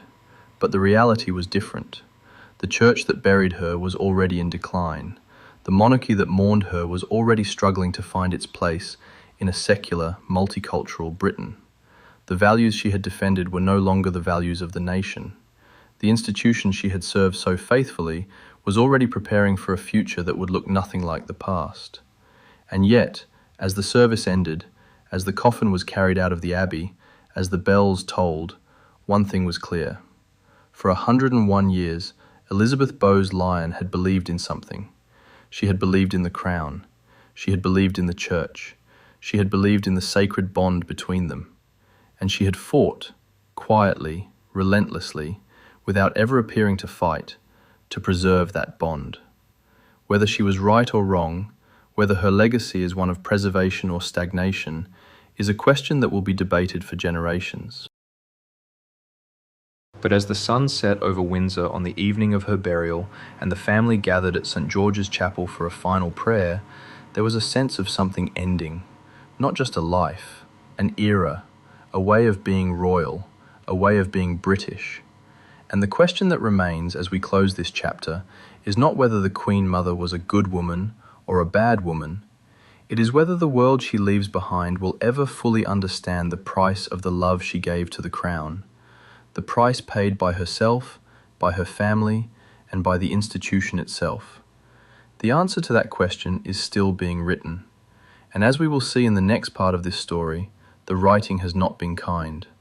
Consider a quiet Tuesday afternoon in February 1953, just 1 week before the coronation. The Queen, Elizabeth II, is in her study at Buckingham Palace, surrounded by stacks of documents, schedules, and the endless correspondence that precedes a state ceremony. She is 26 years old. She has been Queen for just over 1 year. She is still learning the weight of the crown that will soon be placed physically upon her head. The door opens. Her mother enters, unannounced, as she often does. She carries a small leather-bound book, the private prayers that will be used during the coronation service. She places it on the desk. She says, quietly, "Read this tonight. Think about what it means. The Archbishop has approved it, but I wanted you to see it first." The Queen thanks her mother. She opens the book. The Queen Mother lingers for a moment, then leaves. The door closes, and in that single gesture, the entire architecture of their relationship is revealed. The mother who guides, the daughter who receives, the mother who shapes, the daughter who accepts. Not because the Queen is weak, but because the trust between them is absolute. That trust was forged in the crucible of the abdication. When Elizabeth was 10 years old, her uncle Edward renounced the throne, and her father became king. The family drew inward. The Queen Mother became not just a wife and mother, but a shield. She protected her daughters from the worst pressures of court life. She created a cocoon of normalcy within the palace walls. She read to them, took them on walks, taught them to ride. She was the one who comforted Elizabeth when her father's health failed, who explained death, who held her hand during the long months of the king's decline. When George VI died, the Queen Mother did not collapse into grief. She stood beside her daughter and said, "You are Queen now. You must be strong, and I will be here, always." The promise was kept. For the next 50 years, she was there. But being there meant being present, being consulted, being involved in every major decision. The Queen never resented this. She loved her mother. She relied on her. But the cost of that reliance was a certain diminishment of her own independence.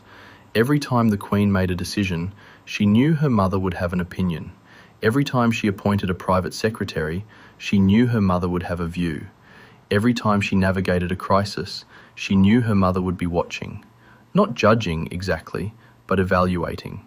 The Queen Mother's approval mattered, and the Queen Mother's disapproval could be chilling.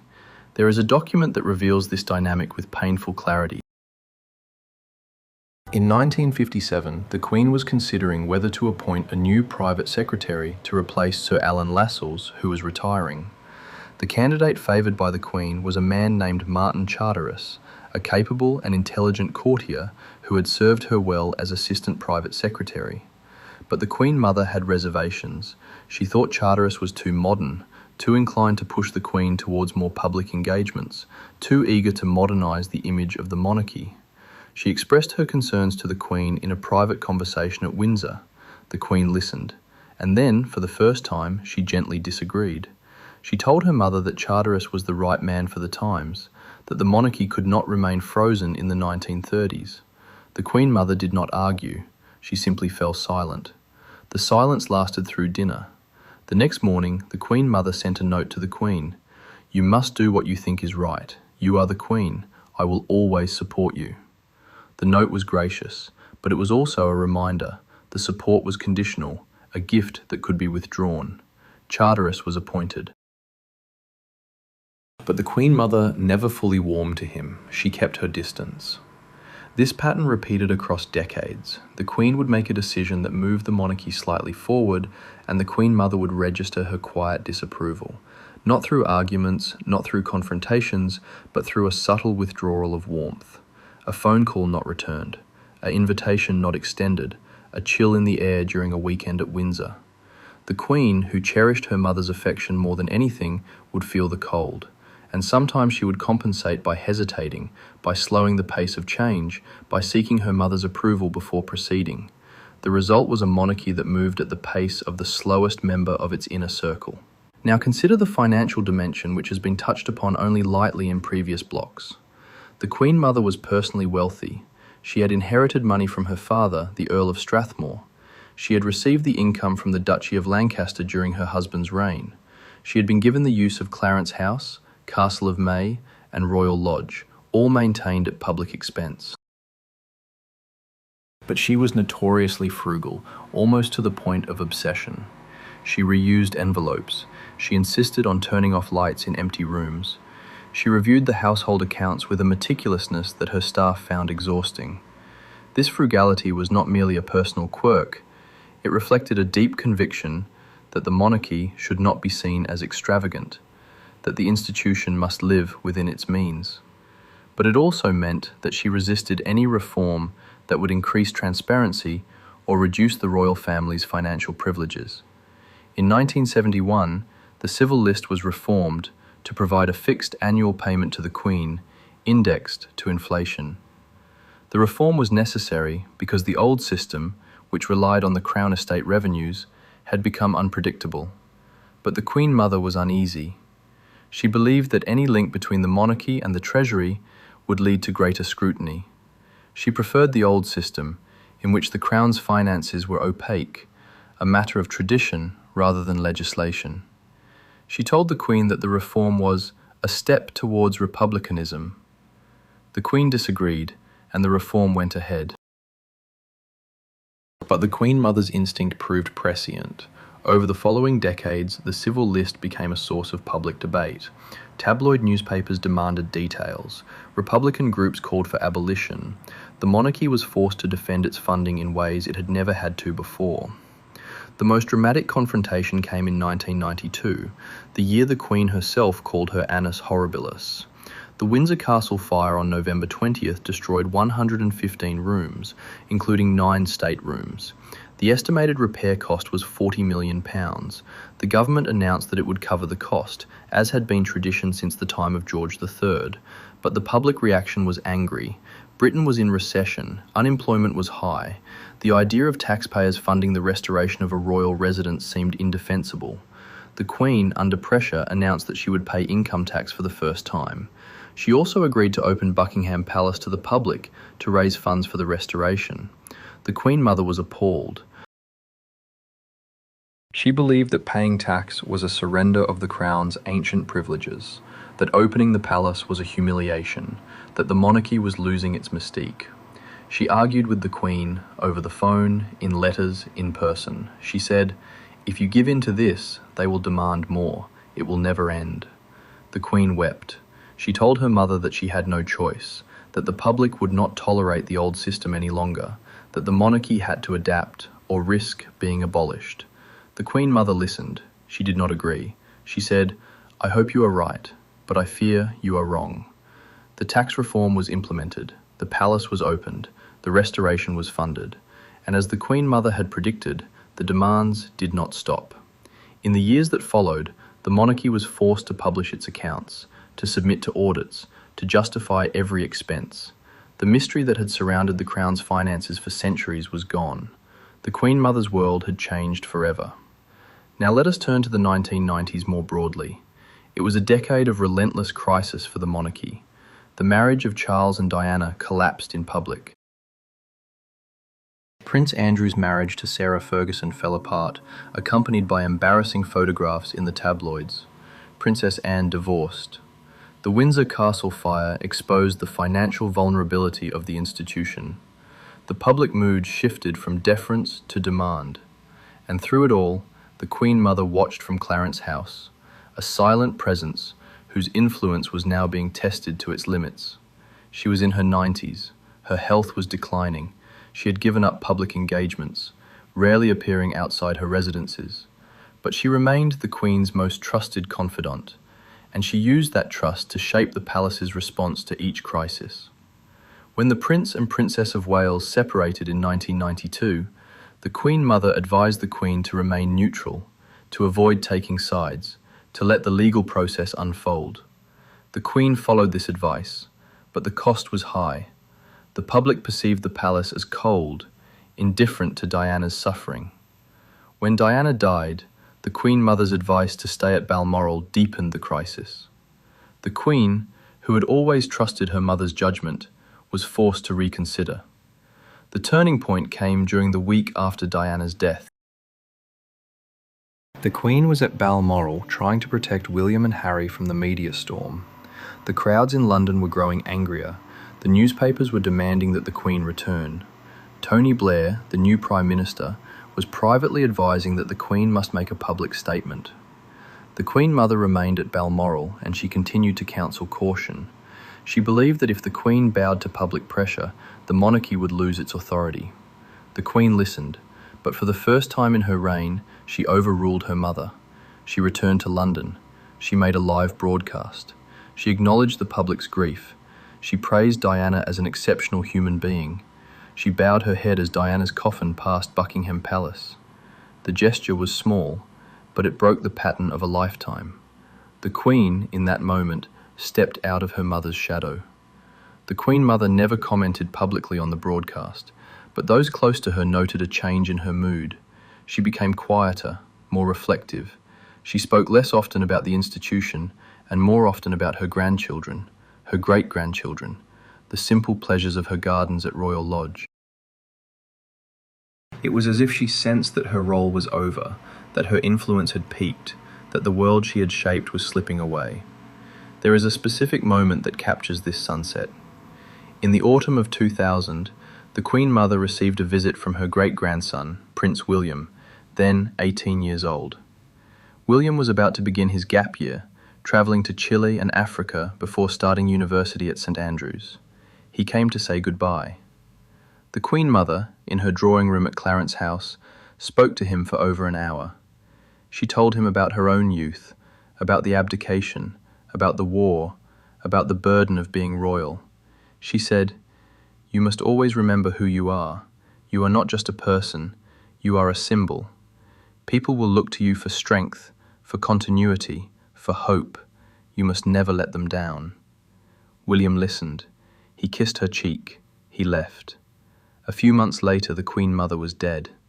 In the final weeks of her life, she was confined to her bed at Royal Lodge, attended by her doctors and her most trusted staff. The Queen visited her every day. They spoke little. The Queen would sit by the bed, holding her mother's hand, reading to her from the Bible, from the Psalms. The Queen Mother's last words, according to her private secretary, were addressed to her daughter. "You have been a good queen, better than I could ever have been. Remember that." The Queen wept. Her mother died the next morning, March 30th, 2002. The funeral was a state occasion. The Queen walked behind her mother's coffin, a solitary figure in black, her face composed but pale. She had lost the most important person in her life, the woman who had raised her, guided her, shaped her. And she had lost her at the moment when the world had finally compelled her to break free from that shaping. The question that history asks is this: did the Queen, in the years after her mother's death, finally become her own sovereign? Or did she carry the Queen Mother's lessons, her instincts, her cautions, for the remaining 2 decades of her reign? The answer is not simple. The Queen continued to modernize in some ways. She opened the palace, she walked among the crowds, she allowed television cameras into previously private moments. but she also retained the essential reserve, the instinct for silence, the belief that the monarchy must remain above the fray. When Prince Andrew's scandals erupted in the 2010s, the palace's initial response was silence, the same silence the Queen Mother had always counselled. When Harry and Meghan spoke about their struggles, the palace's instinct was distance, the same distance the Queen Mother had always defended. The Queen Mother's shadow extended beyond her grave. It reached into the decisions of a new century, shaping responses to crises she never lived to see. The institution she had protected so fiercely had absorbed her DNA. It could not easily shed it. And so we arrive at the end of this journey, not with a conclusion, but with a question. The Queen Mother was the most influential woman in the modern history of the British monarchy, not because she wore the crown, but because she shaped the hand that did. She did not rule Britain, but for half a century she helped rule the woman who did. The cost of that help is incalculable, the legacy is contested, and the story, as the final block will reveal, is not yet complete. What remains is the hardest part, to weigh the balance, and to ask whether the monarchy she preserved was worth the price she made others pay. The morning of April 9th, 2002, dawned grey over Windsor. The Queen had not slept. She had spent the night in her private apartments at Windsor Castle, just a few hundred yards from St. George's Chapel, where her mother's coffin now lay. The funeral was over. The nation had said its farewell. The queues had dispersed. The television cameras had packed away. But for the Queen, the silence was only beginning. She had lost not just a mother, she had lost her most constant companion, her most trusted advisor, the woman who had been present in every room where decisions were made for half a century. And now, she had to decide what to do with the rooms her mother had left behind. Clarence House fell silent. The staff moved through the corridors in hushed tones, removing the fresh flowers that had been replaced daily during the Queen Mother's final weeks. The private secretary began the painstaking process of cataloguing her personal effects, the letters, the photographs, the jewellery, the clothes. But there was one room that no one touched. The Queen had given explicit instructions that her mother's bedroom at Royal Lodge, the weekend home in Windsor Great Park, was to remain exactly as it had been on the day she died. The bed was left unmade, the pillows still dented by the weight of her head. The reading glasses were still on the bedside table, placed precisely where she had left them after reading her final book. The half-empty bottle of her favourite gin and Dubonnet stood on the sideboard, next to a crystal glass with a faint lipstick mark on the rim. The clock on the mantelpiece had stopped. No one had wound it. The room was preserved for years. The Queen visited it occasionally, always alone, always in silence. She would sit on the edge of the bed, her hand resting on the pillow, and she would stay for an hour, sometimes two, saying nothing. The staff knew not to disturb her. The corgis, who had been the Queen Mother's constant companions, were not allowed into the room. It was a sanctuary of grief, a space where time had stopped. And in that space, the Queen could still feel the presence of the woman who had shaped her life. But the preserved bedroom was more than a personal memorial.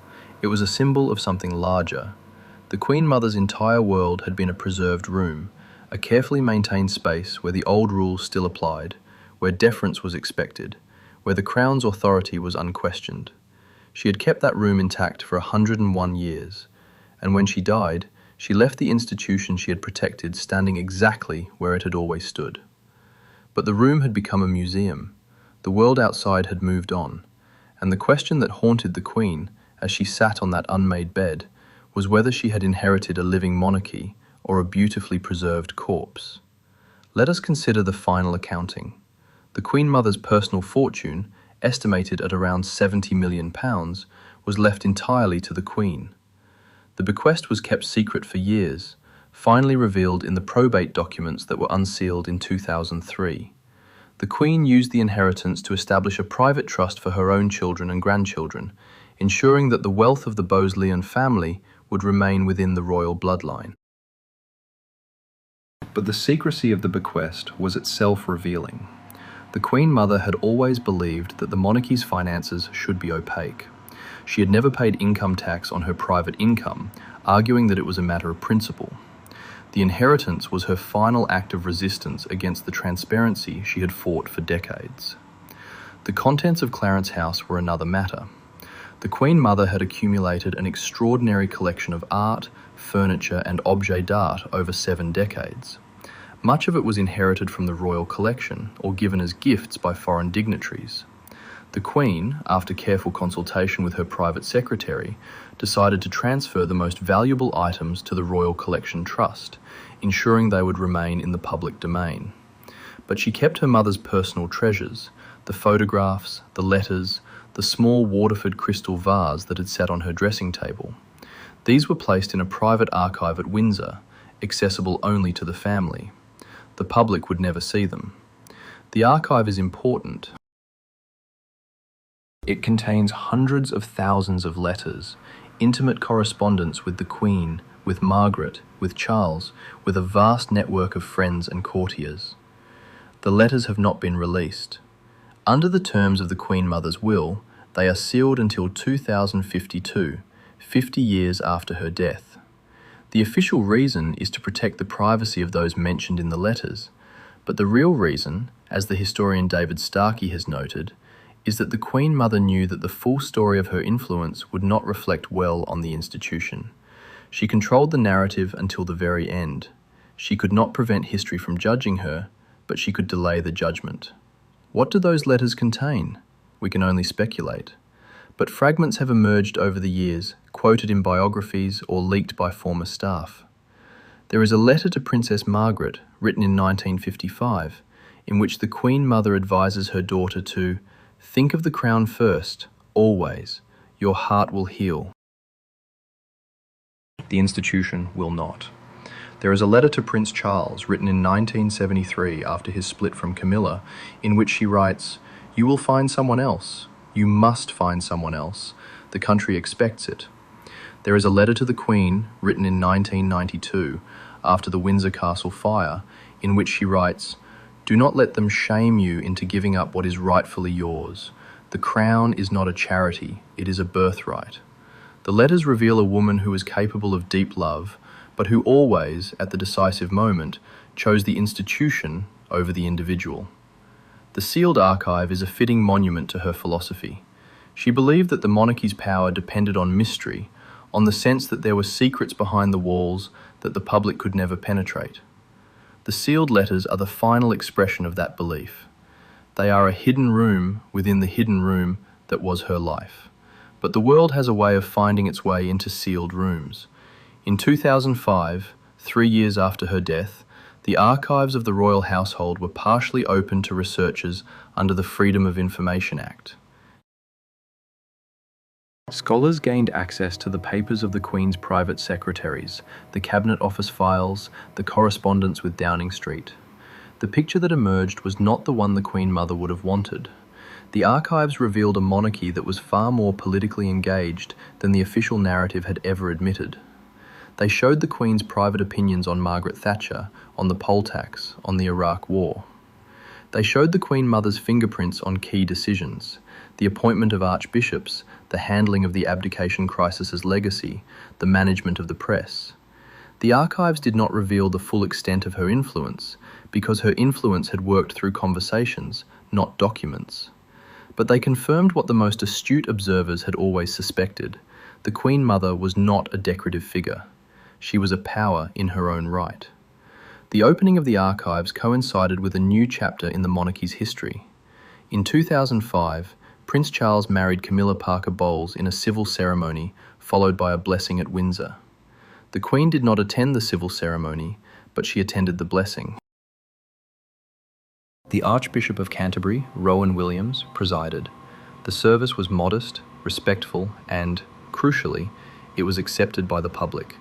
The opposition that the Queen Mother had voiced for decades, the opposition that had kept Charles and Camilla apart for 30 years, had evaporated. The institution had finally let go. Charles became king in 2022, after the death of his mother. His reign is still young. But the signs are that he will approach the monarchy differently. He has spoken of slimming down the institution, of reducing the number of working royals, of opening the palaces to the public. He has already implemented reforms that the Queen Mother would have opposed: the publication of the sovereign grant accounts, the reduction of the civil list, the decision to allow independent audits of the royal finances. He has also spoken openly about his own struggles, his own mistakes, his own desire to make the monarchy more accessible. In a television interview in 2018, he said, "I have learned that the old ways do not always serve us. We must be willing to change. But change is not easy." The institution that Charles inherited was built in the image of his grandmother. Its instincts run deep. The palace's response to the Harry and Meghan crisis in 2020 and 21 was a textbook example of Queen Mother management. Silence, distance, hope that the storm would pass. It did not pass. Harry and Meghan left the monarchy. The public debate about race, about mental health, about the role of the press became more intense than ever. The palace was forced to respond, but the response was hesitant, awkward, defensive. The Queen Mother's reflexes were still operating, even from beyond the grave. And yet, there are signs of a new approach. The Queen Consort Camilla has emerged as a stabilising force. She has walked the same path that the Queen Mother once walked, from outsider to insider, from mistress to queen. But she has done it with a warmth and a readiness to acknowledge the past that the Queen Mother never possessed. In a rare interview in 2022, Camilla was asked about her early relationship with Charles and the pain it had caused Diana. She replied, "I have thought about it every day. There is no excuse. I only hope that in time people will see that I have tried to make amends." That kind of honesty would have been unthinkable in the Queen Mother's world. Prince William, the heir to the throne, represents another break with the past. He has spoken openly about his grief for his mother, his struggles with mental health, his desire to raise his children in a more normal environment. He and Catherine have chosen to live in Adelaide Cottage on the Windsor estate, a modest 4-bedroom house, rather than the grand apartments of Buckingham Palace. They have sent their children to a local school, not a royal institution. They have embraced a level of transparency that the Queen Mother would have found bewildering. William has said, "I want my children to know that they are loved, not just for the titles they will inherit, but for who they are." The words are a direct repudiation of the Queen Mother's ethos. And yet, even William bears her mark. He has her discipline, her sense of duty, her ability to mask emotion when the occasion demands. He learned from the Queen, who learned from the Queen Mother. The bloodline carries the legacy, whether he wants it or not. Now let us return to the preserved bedroom at Royal Lodge. In 2012, the Queen finally made a decision. The room could not remain frozen forever. The house needed renovation. The staff needed clarity. The Queen instructed that her mother's personal effects be carefully packed and stored in the Royal Archive. The furniture was moved to other rooms. The bed was stripped and donated to a local hospice. The reading glasses were placed in a velvet-lined box and locked in a safe at Windsor. The half-empty bottle of gin and Dubonnet was poured away. The glass washed and returned to the cabinet. The clock was wound and set to the correct time. The room was redecorated. It became a guest bedroom, used by visiting members of the family. The Queen never slept in it. She could not bring herself to do so. But she visited it occasionally, walking through the door, standing for a moment, and then leaving without a word. The preservation of the room, and its eventual dismantling, is the story of the Queen Mother's entire life in miniature. She created a world that was beautiful, orderly, and timeless. She believed that if she could keep that world intact, the monarchy would survive.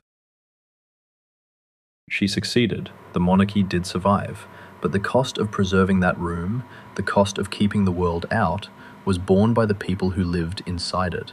Margaret paid the price, Charles paid the price, Diana paid the price, Harry paid the price, and the Queen, the one who loved her mother most, paid the price in the quiet sorrow of a daughter who could never fully become her own sovereign until her mother was gone. The reading glasses on the bedside table. That is the image I want to leave with you. The glasses were a simple pair of tortoiseshell frames, slightly scratched, the lenses slightly smudged. They had been placed there on the night of March 29th, 2002, when the Queen Mother had last read her book, a volume of poetry by John Masefield, the poet laureate. She had read for perhaps 20 minutes before falling asleep. The book was open at a poem called The Rider at the Gate, a ballad about a messenger bringing news of death. The poem ends with the line, "The gates of death are open day and night. Smooth is the passage, easy is the way." She had underlined that line in pencil. The glasses were the last thing she touched. The last instrument of her engagement with the world. And then she closed her eyes, and the room fell silent, and the world she had shaped for half a century continued without her. The monarchy is still standing, the crown is still worn, the ceremonies continue, but the room has been dismantled, the glasses are locked away, and the question that remains is not whether the Queen Mother loved the institution, but whether her love was a gift or a burden to the people who inherited it. I am Arthur Blackwood, and this has been the Royal Archivist. If this story has moved you, if it has raised questions you had not considered, then I ask you to subscribe and to share it with others. The archives are not all open, the letters are not all read, the full history of the British monarchy is still being written, and you, the viewer, are part of that story. Thank you for listening.